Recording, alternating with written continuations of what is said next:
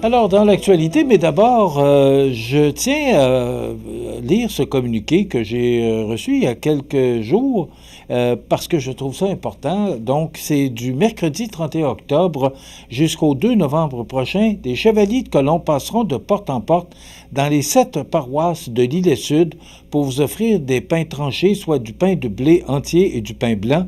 Le but de cette activité est d'amasser des fonds pour financer les œuvres du Conseil 3075 de Saint-Pamphile.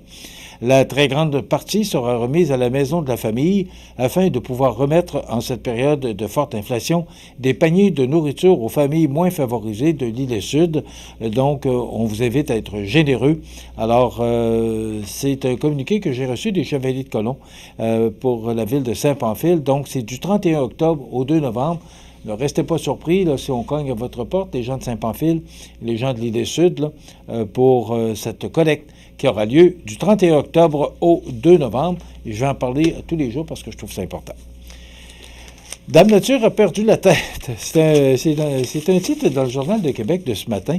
Vous êtes probablement resté surpris hier midi, alors qu'il a tombé, là, ça a passé quand même très rapidement, parce qu'après ça, on a vu le soleil arriver, mais on a eu quand même passablement de précipitations sous forme de neige. À un moment donné, je regarde à l'extérieur, puis mon Dieu, mais il y a des régions là, qui ont de la neige, elle est restée, la neige, parce qu'il est tombé quand même suffisamment. Et Jean Carbonneau, notre réalisateur-producteur, m'a mentionné tout à l'heure qu'il a gardé l'an passé, la première neige qui est tombée, c'est le 30 octobre. Donc, il a gardé cette information-là. Alors, c'est le 30 octobre, cette première neige. Donc, eh oui, vous savez que dans peu de temps, on se préparera déjà pour le temps des fêtes. On entreprend le mois de novembre. Alors, il faut réaliser là, que ça s'en vient et surtout vous faire penser de faire poser vos pneus d'hiver parce qu'il semblerait qu'on va avoir un hiver cette année. On nous informe que le nombre d'entrepreneurs serait en chute. La situation est jugée préoccupante au Québec, qui a perdu plus de 60 000 entreprises depuis 1992. C'est sous la plume de Diane Tremblay du Journal de Québec de ce matin. La baisse du nombre de personnes se lançant en affaires au Québec inquiète Nathalie Riverain, une passionnée de l'entrepreneuriat, qui lance un cri du cœur en demandant la tenue d'États généraux pour enrayer l'hémorragie. En 1992, il y avait 197 000 entrepreneurs au Québec, un sommet, selon les données publiées sur le site du ministère de l'Économie, de l'Innovation et de l'Énergie, dans la section Portrait de l'entrepreneuriat au Québec. À titre de comparaison, il y en avait 133 400 en 2021. C'est quand même 60 000 emplois de moins. C'est énorme, c'est beaucoup. Mais je vous dirais que, d'ailleurs, on mentionne que c'est 7200 entreprises de moins chaque année. Mais le monde des affaires, c'est peut-être pas toujours évident. Depuis quelque temps, là, pour les gens qui sont en affaires depuis 5 ans, faisons juste regarder depuis 5 ans, là, qui ont vécu la pandémie, plusieurs entreprises ont été fermées pour quelque temps. Les taux d'intérêt qui ont augmenté depuis quelques années. Là, ça a commencé à baisser, mais quand même, ça a monté pendant plusieurs années. Et aussi, l'inflation. Alors, quand on regarde tout ça, et la pénurie de main-d'œuvre, c'est un autre point très important. Donc, les difficultés s'accumulent pour les gens d'affaires. Alors, et aussi, ben, il y a des achats, il y a des fusions. Ça aussi, c'est un phénomène qu'on observe beaucoup au Québec. Donc, tous ces facteurs-là font que la main-d'œuvre et les entreprises diminuent. Alors, mais quand même, 60 000 entreprises là, depuis 30 ans, c'est quand même beaucoup. Mais c'est un constat qu'a fait Mme Tremblay, journaliste au Journal de Québec. Deux finissants vous savez, le programme que M. Legault a mis sur pied là, pour aider, c'est le ministre Jean Boulet, le ministre du Travail, là, mais c'est le gouvernement Legault. Ce programme-là qu'on a incité les gens à se former en construction, et on payait 750, je pense que ça marche encore, là, on payait 750 $ par semaine pour inciter les gens à s'inscrire au programme, c'est une AEP du programme d'opérateurs en machinerie lourde, qui font face à une dure réalité, entre autres, là. Mais il y a quelques semaines, je vous parlais qu'en construction aussi, il y a des gens qui appliquaient pour avoir des emplois après la formation, puis ne se trouvent pas de travail. Malgré l'envoi d'une cinquantaine de curriculum vitae, 2 finissants de la formation payée en construction sont incapables de se trouver un emploi comme opérateur de machinerie lourde. Alors, les entreprises disent « Hey, on a besoin d'aide, on a besoin de monde, on a une pénurie de main-d'œuvre, la forte demande en construction. » Puis je pense que peut-être que vous avez eu connaissance, là, vous avez eu certains besoins d'avoir un contracteur pour un entrepreneur en construction pour des travaux chez vous, que vous avez de la difficulté à obtenir parce qu'ils ont trop d'ouvrages, puis c'est la réalité, c'est comme ça.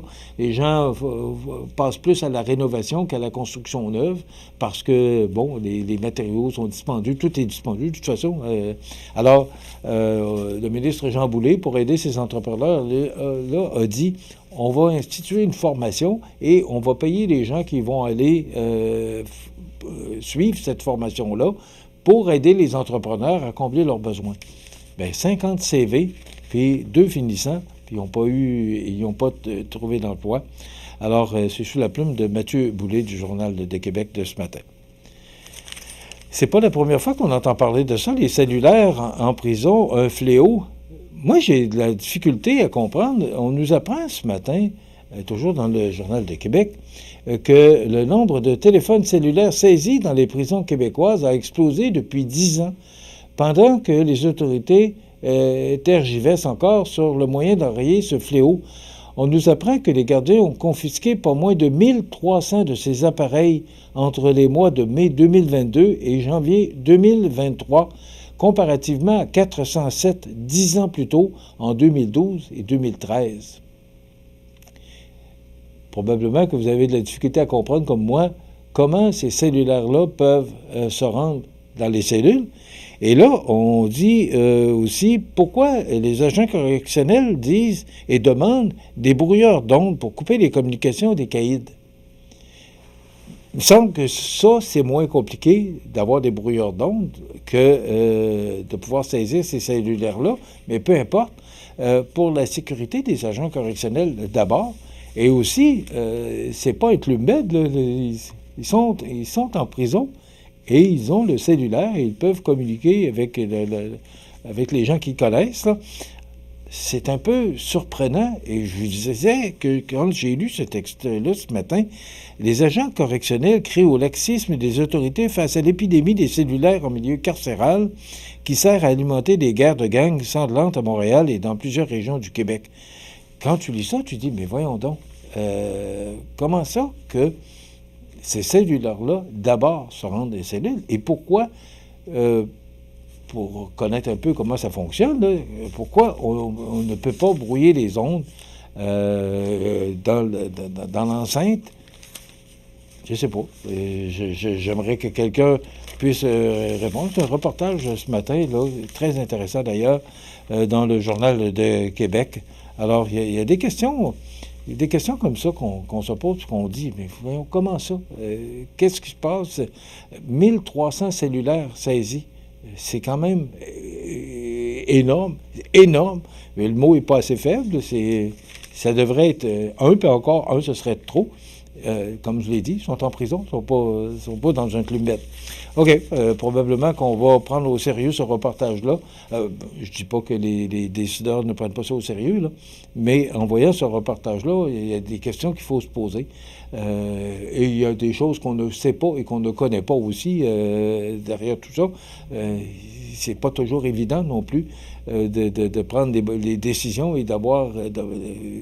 ces gens-là réfléchissent probablement à dire comment on peut enrayer ça et cherchent des moyens. Ils n'ont pas toujours les moyens là, au bout du doigt. Il faut comprendre aussi. Mais des fois, il est permis de se questionner.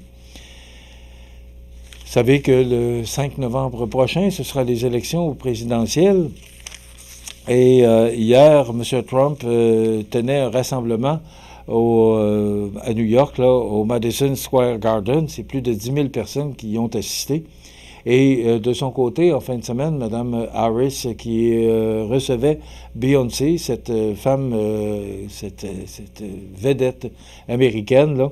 Et ce ne sont pas les appuis qui manquent pour Mme Harris, mais on sent que le tapis semble, je dis semble, lui glisser sous les pieds. Et on lit les reportages sur M. Trump et des fois, on se pose la question, comment les Américains pensent quand on lit et qu'on regarde les reportages, on se pose la question. Et je posais la question justement à Mme Corriveau il y a quelques instants, est-ce que les Américains sont prêts à élire une femme à la présidence des États-Unis? C'est la question qu'on doit se poser. Je n'ai pas la réponse, et probablement vous non plus. On sait que Mme Clinton lui avait fait à M. Trump une dure bataille là, durant l'élection de 2016. Mais là, est-ce qu'on va voir Mme Harris à la présidence des États-Unis? Ben, il semble, et je lisais là, les reporters en fin de semaine, là, d'un côté on dit elle a des chances, et d'un autre côté on dit c'est fragile. Ça va être très intéressant à suivre, mais pour l'instant, malgré que ce soit coude à coude, là, mais il y a des statistiques qui mettent M. Trump bien en avant. Alors ce sera une élection à suivre, très intéressante à suivre. Le 5 novembre, on connaîtra la réponse. Demain, on reçoit Gilles Desjardins, qui est président de la Légion royale. Vous avez dû voir que j'ai mon coquelicot. Donc, on va parler de la Légion royale canadienne. On sait que c'est le jour du souvenir qui s'en vient rapidement, le 11 novembre prochain. Donc, Gilles Desjardins viendra nous parler du jour du souvenir et aussi de la campagne du coquelicot. Et on aura la chronique chasse et pêche de Bouffard Sport. Donc, c'est ce qu'on vous propose comme menu pour demain, pour notre émission du mardi 29 octobre. Je vous souhaite donc une excellente journée. On se retrouve demain.